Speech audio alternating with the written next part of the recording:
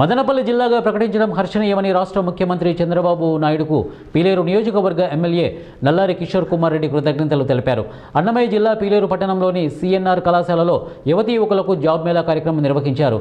ఈ కార్యక్రమానికి ఆయన ముఖ్య అతిథిగా పాల్గొన్నారు. ఈ సందర్భంగా ఆయన మాట్లాడుతూ ప్రజా ప్రయోజనాల కొరకు మదనపల్లిని అన్నమయ్య జిల్లా ఏర్పాటుతో ప్రజలకు మెరుగైన పాలన, అభివృద్ధి సౌకర్యాలు అందుతాయని, ముఖ్యంగా రవాణా, విద్యా, వైద్యం, ఉపాధి అవకాశాలు మెరుగుపడతాయని, స్థానిక వ్యాపారులకు ఊతం లభిస్తుందని, అలాగే పరిశ్రమలు ప్రోత్సాహం లభించడమే కాకుండా ప్రజల జీవన ప్రమాణాలను పెంచుతుందని ఆయన పేర్కొన్నారు.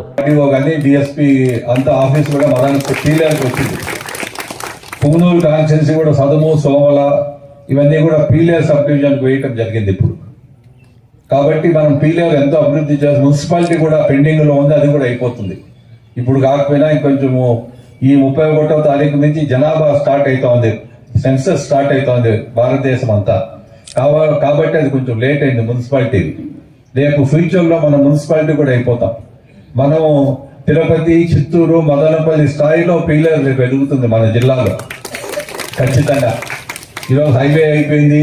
ఈరోజు మనము ఎంత చేయగలుగుతాం అప్పుడు ఉండేటప్పుడు వీలైనంత వరకు చేయటం జరిగింది. ఈ 10 సంవత్సరాలు ఊరు పెద్దగా అయిపోయింది పీలేరు. ఈ 10 సంవత్సరాలు మనం మున్సిపాలిటీ అయితే రేపు ఈ రోడ్లు, డ్రైన్స్ ఇవన్నీ కూడా మనము చేయించుకునేదానికి అవకాశం ఉంటుంది. కాబట్టి అది కూడా ప్రయత్నం చేస్తున్నాం. ఆదరిస్తూ వచ్చినారు. కాబట్టి పీలేరు కానీ మిగతా మండలాలకు మా బాధ్యత ఖచ్చితంగా.